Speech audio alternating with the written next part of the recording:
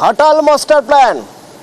এতদিন ঘাটালে যখন আমরা গিয়েছি বিভিন্ন কাজের সূত্রে আমরা জেনেছি, ঘাটালের মানুষের সঙ্গে কথা বলে ঘাটালের মানুষ বলতেন যে ঘাটাল মাস্টার প্ল্যান প্রত্যেকবার ভোটের আগে শোনা যায়, কিন্তু কোনোদিন ঘাটাল মাস্টার প্ল্যান কি সেটা কি চোখে দেখে যেতে পারবেন? ঘাটাল মাস্টার প্ল্যান চোখে দেখে যেতে পারবেন, তার কারণ প্রজেক্টের কাজ শুরু হলো। 500 কোটি বরাদ্দের পর এবার কাজ শুরু হয়েছে। 5টা স্লুইস গেট তৈরির কাজ শুরু হয়েছে, আর দ্রুত যাতে কাজ করা যায় তার জন্য অস্থায়ী রাস্তা তৈরি হয়ে গেছে। আমার সঙ্গে সুকান্ত রয়েছেন, সরাসরি কথা বলবো একবার। সুকান্ত, ঘাটাল মাস্টার প্ল্যান তাহলে এবার চোখে দেখা যাচ্ছে?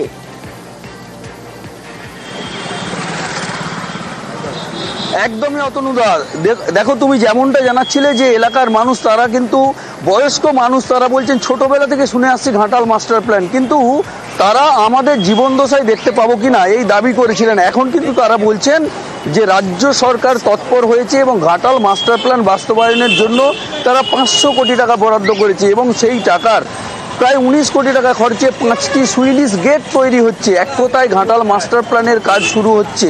এলাকার মানুষ কিন্তু তারা খুশি, কারণ তারা প্রতি বছর বর্ষা আসলেই এই যে বন্যার যে যন্ত্রণা, সেই যন্ত্রণা থেকে রক্ষা পাওয়ার জন্য ঘাটাল মাস্টার প্ল্যানের দাবি জানিয়েছিলেন।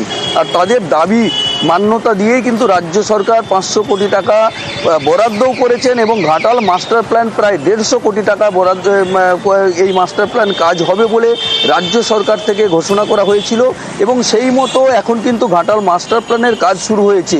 এক কথায় ঘাটালবাসী তারা কিন্তু খুশি, তারা চাইছেন খুব দ্রুত এই কাজ শেষ হোক এবং এই যে বন্যার যন্ত্রণা, সেই যন্ত্রণা থেকে তাদেরকে রক্ষা করুক রাজ্য সরকার।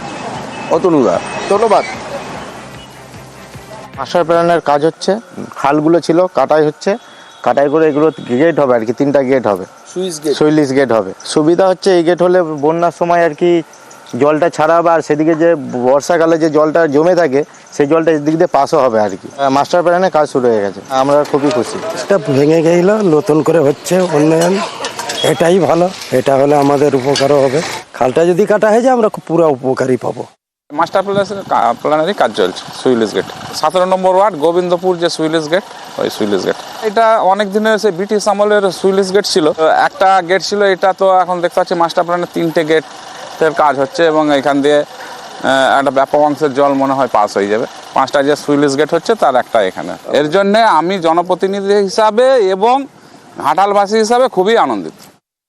কাজ শুরু হয়েছে, কাজ এখন রানীচক কাটান সহ মোট 5টি সুইচ গেটের কাজ এখন চলছে। এর মধ্যে কিছু শিফটিং করতে হচ্ছে, যেমন transformer shifting, pump house shifting এগুলো আছে, এইসব কাজগুলো চলছে। জলের লাইন শিফটিং এগুলো করা হয়েছে, খুব দ্রুততার সাথে কাজ চলছে। আশা করা যায় যে আগামী বর্ষার আগে এই সুইচ গেটগুলোর কাজ সম্পন্ন হবে। আর বাকি আমাদের যেখানে সার্কিট এমপ্লয়মেন্ট হবে বা পাম্প হাউস হবে, মূলত পাম্প হাউস যে 2টি হবে আমাদের ঘাটাল শহরের বুকে, সেখানে জমি কেনার কাজ প্রাথমিকভাবে শুরু হয়েছে। আশা করা যায় দ্রুততার সঙ্গে এই কাজগুলি সম্পন্ন হবে। পুলিশের জালে গুরুপদ জানা। আচ্ছা, কে এই গুরুপদ জানা? গুরুপদ জানাকে বলা হচ্ছে কিডনি পাচার চক্রের কিংপিন।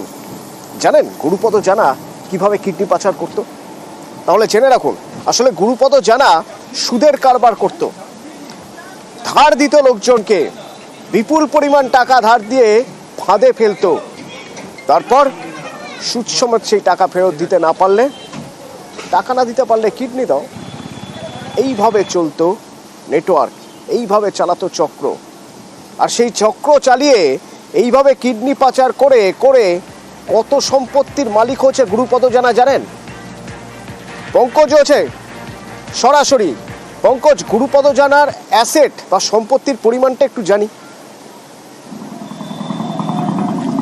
দেখো অতটা একেবারেই এই গুরুপদ জানা, যেখানে এই কিডনি পাচার চক্রে যে মূল কিং বলে পুলিশ মনে করছেন, সেই গুরুপদ জানার বাড়ি পূর্ব মেদিনীপুর জেলার ভূপতিনগর থানার মানিকজোড় এলাকার বাসিন্দা। এই গুরুপদ জানার রাতারাতি যেখানে কোটি কোটি টাকার সম্পত্তি ক্রয় করেছেন এলাকার মানুষ, এমনটাই জানিয়েছেন। আমরা তাদের বাড়িতে গিয়ে এবং স্থানীয় বাসিন্দাদের সঙ্গে কথা বলে দেখলাম যে স্থানীয় বাসিন্দারা বলছে গুরুপদ জানা এলাকায় আসতো, সাইকেল নিয়ে ঘুরতো, কেউ বুঝতেই পারতো না। তবে কি করে এত বড় রাতারাতি করে কোটি কোটি টাকা সম্পত্তি, একেবারে ইটাবেড়ে বাজার থেকে বাড়ি পর্যন্ত প্রায় কোটি কোটি টাকা সম্পত্তি এবং তৈরি করা বাড়িও তিনি কিনে ফেলেছেন। তবে কিছু কিছু জন ব্যক্তি বলছেন যে এলাকায় অনুষ্ঠান হলে দানও দিত। তবে এলাকার ছেলে স্বাভাবিকভাবে দেখতে কিন্তু ভালো এবং দেখতে ভালো, এলাকায় ভালো কাজ করত। তবে এর ভিতরে যে এই রকম যে তার গুণ রয়েছে এলাকার মানুষ জানতেন না। তবে কিছু কিছু মানুষও তারা বলছেন যদি দোষী হয় উপযুক্ত শাস্তি হওয়া উচিত এই গুরুপদ জানা। এলাকার মানুষ যেমন চাইছেন শাস্তি হওয়া চাই, তেমন তার পরিবারে যেখানে তার মাও চাইছেন যে কোনোদিন জানতেন না, ক্লাস 9 থেকেই কিন্তু তিনি একেবারে কলকাতাতেই থাকতেন, মাঝে মাঝে বাড়িতে আসতেন। এর মধ্যে এই যে অভিযোগ বা তাকে যে গ্রেপ্তার করেছেন তিনি কিন্তু জানতেন না। এই নিয়ে কিন্তু এলাকার বাসিন্দা এবং এলাকার মানুষরা কিন্তু তারা কিন্তু যথেষ্টই কিন্তু একেবারে চাঞ্চল্য, যেখানে তারা এই ছেলের মধ্যে যে এই রকম গুণ আছে তারা কিন্তু জানতেন না। ধন্যবাদ। কলকাতায় কাজ করতো, কি কাজ করে আমি কিছু জানি না। কি করছে নাই করছে বাবা, আমি কি সামনে চোখে কি দেখছি। ও তো কিডনি পাচার চক্রে নাকি অ্যারেস্ট হয়েছে, এবার ওই যে দোষ করে তাহলে কি অ্যারেস্ট করা উচিত? কি করবো বাবা। রাতারাতি খুব বড় লোক হয়ে যাচ্ছিল। রিসেন্ট যেটা শুনেছিলাম প্রায় 1-1.5 কোটি টাকা দিয়ে একটা জায়গা কিনেছে। তারপরে অন্যান্য বিভিন্ন জায়গাও কিনছিল পরপর। তো আমাদের একটা সাধারণ মানুষ হিসেবে একটা সন্দেহ হওয়া উচিত বা হচ্ছিল যে এতগুলো জায়গা কিছু করে না, এত কোটি কোটি টাকা কোথা থেকে আসছে। তো এটাই শুনছিলাম। তো আমাদের একটা সন্দেহ ছিল কিছু একটা হয়তো খারাপ কিছু কাজের সঙ্গে যুক্ত আছে, যে কিডনি পাচার সঙ্গে যুক্ত ছিল। তো এটা তো খুবই গুরুতর অন্যায়। তো আমরা তো এটা শাস্তি হওয়া উচিত, আমরা শাস্তি চাই।